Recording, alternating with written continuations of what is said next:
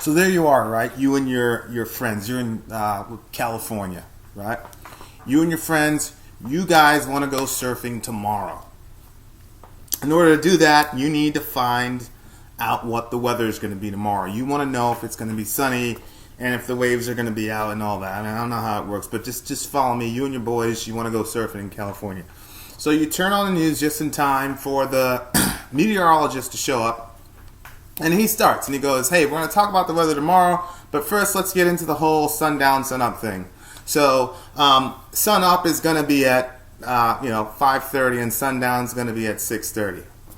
All of a sudden, one of your friends goes crazy, grabs the remote, right? Here's a remote, and he says, we can't watch this anymore.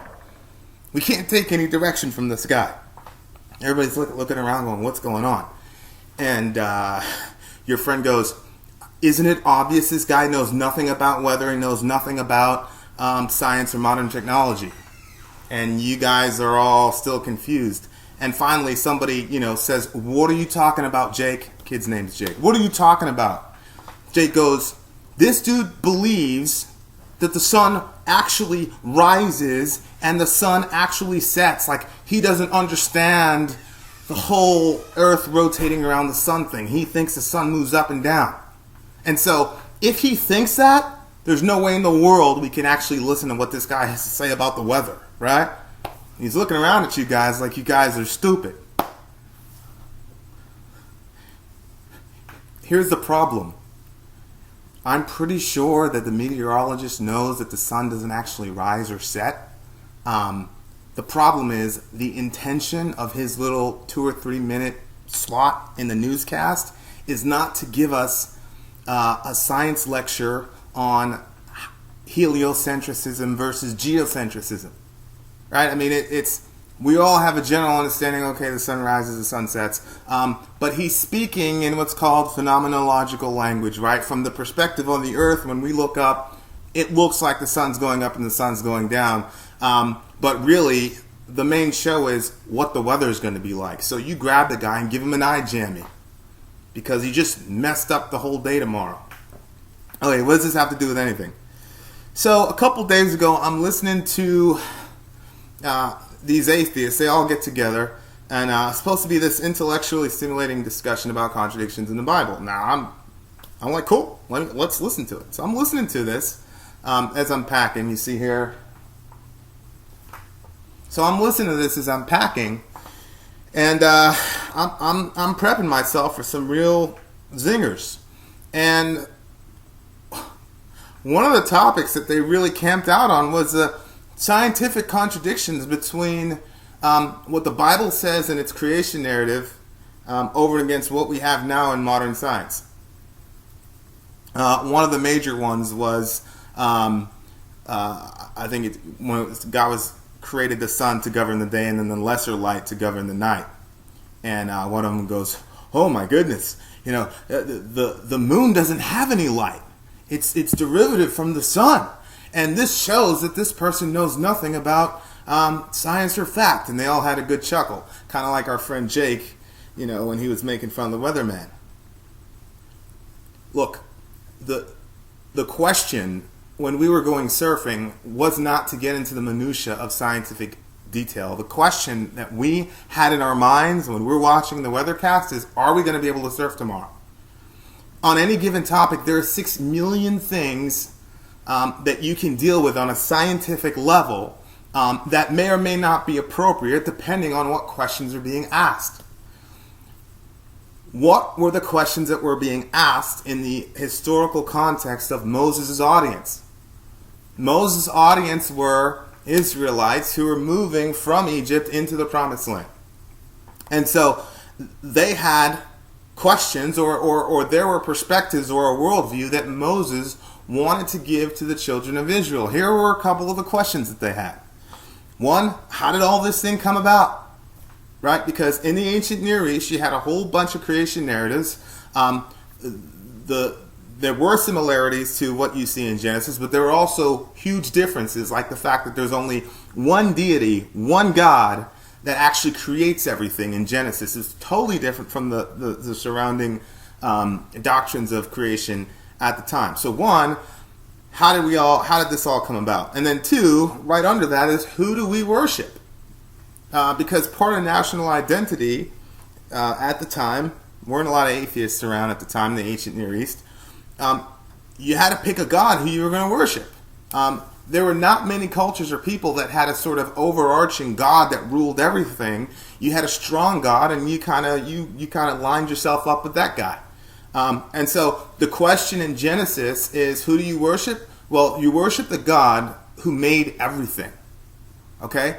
So could it be that when they hear that God placed the stars in the sky in the firmament, or the God placed a lesser light to govern the night, and then the sun to govern the day, do you honestly believe that these people were going, oh, okay, so the moon has its own source of light?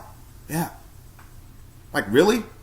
Or is it, whoa, the nations around us are worshiping the sun and the moon and the stars, but you're saying that our God made the sun and the moon and the stars, which has huge implications, because you got moon worship, right? And then you've got lunar worship, then you've got sun worship. As a matter of fact, the Pharaoh, right, was the incarnation of the sun god Ra, right? And so that's what's happening. There's a polemic going on in the creation narrative of, hey, listen, we don't worship these false gods. We worship the God who actually made everything. So the question of, okay, who made everything? Answer, God. Who's worthy of worship? Who do we worship as Israelites? Answer, Yahweh, the guy who created everything. You don't worship the sun, you don't worship the moon, you don't worship the stars, because they were made by this God. Okay? Next question. Who are we generally as human beings? Right? Who are we generally as human beings? God created man in his image. Male and female, he created them. In his image, he created them. Now, this is mind-blowing on a couple levels for these guys, right? One, in the ancient Near East, there are only a specific class of people who were even close to being called the image bearers of God, and those were the emperors. Those were the rules and power, and it certainly weren't females.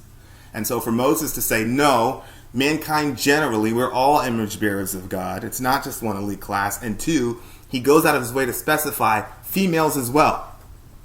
That's big time. Okay? We're not talking, again, the Israelites are not saying, okay, well, what are the biological chromosomes that go to develop a man or a male or a female in utero? That's not the question. The question is, who are human beings? What are we? And then finally, who are we specifically? Right? So we know we're all image bearers of God, but who are we as a national identity as Israel? And so the question is answered by the very fact of who God is. The God of Israel is actually the God who made everything. And that goes to separate them as a chosen and special people. I mean, think about this. Moses goes on to use this in Deuteronomy when he's getting them, he's trying to command them to obey. Listen to how he commands them to obey. Behold, to the Lord your God belong the heaven and the heaven of heavens, the earth and all that is in it. Yet the Lord set his heart in love on your fathers and chose their offspring after them, you above all the peoples as you are to this day. So, do you see what just happened? The fact that God is the creator of everything gives the people of Israel a national identity, and it motivates them to obey. So, the creation narrative, that's the purpose of the creation narrative in the Old Testament. It's not to go out and do. God's not concerned, and neither are the people. Those aren't the questions that those people are asking. As a matter of fact, they're asking the important questions. Because if you look at your life, if you don't know where you come from, if you don't know who to worship, if you don't know who you are, and if you don't know why you're special, if you're special at all, then that has huge implications as far as nihilism, existential crises, etc., etc., etc., which I will probably cover in another video. I can tell you, I know who I am, I know where I came from, I know what makes me unique among all the peoples of the earth, and I know who to worship, right? And it's based solely on, foundationally on the Genesis narrative, okay? I also know that the moon doesn't give its own light, but that's not the point of the Genesis narrative. So just like Jake, it's a silly argument. It makes you look silly if you argue that way, if you don't understand the intention of the people who are asking the questions and then giving the answers. All right. So that's pretty much it. That was a short one. Question, comments, concerns, hit me up in the inbox. Peace.